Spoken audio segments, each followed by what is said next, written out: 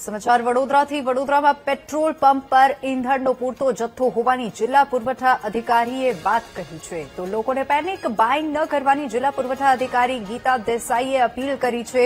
જિલ્લાના દરેક petrol pump પર પેટ્રોલ ડીઝલનો પૂરતો જથ્થો ઉપલબ્ધ છે।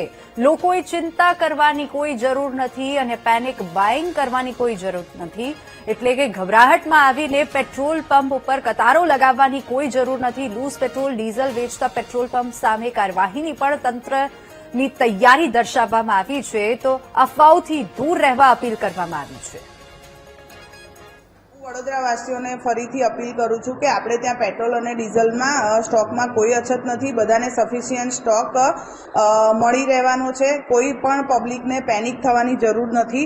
હું આજે સવારના પણ સ્ટોકની વાત કરું, આપણા વડોદરા જિલ્લામાં સિટી અને રૂરલના થઈને 253 જેટલા આપણા જે પેટ્રોલ પંપ છે, જે બધા શરૂ પેટ્રોલ પંપો છે, એમાં આજે સવારના સ્ટોકની વાત કરું 1699 KL જેટલો પેટ્રોલમાં સ્ટોક હતો। એની સામે ગઈકાલે સેલ જે હતું પેનિકના કારણે કાલે સેલ વધારે થયું છે। 1084 KL જેટલું કાલે સેલ થયેલ હતું। એવી જ રીતે ડીઝલમાં પણ 2302 નો સ્ટોક છે આપણી પાસે અત્યારે, અને ગઈકાલે જે સેલ થયું 1049 જેટલું સેલ થયું હતું। આપણા જે ડેપો છે જ્યાંથી આપણે ઓઇલ માર્કેટિંગ કંપનીઓને સપ્લાય ચાલુ છે, સવારે 6 વાગ્યાથી દરેક ડેપોમાં ખુલી ગયા છે અને બધા જ પેટ્રોલ પંપ પર જેને પણ જેટલી રિક્વાયરમેન્ટ છે સફિશિયન્ટ પ્રમાણમાં સ્ટોક સપ્લાય કરવાનું ચાલુ જ છે અને આજે લેટ નાઇટ સુધી પણ એ બધા ડેપો ખુલ્લા રહેવાના છે અને બધાને પૂરતો સ્ટોક મળી રહેવાનો છે।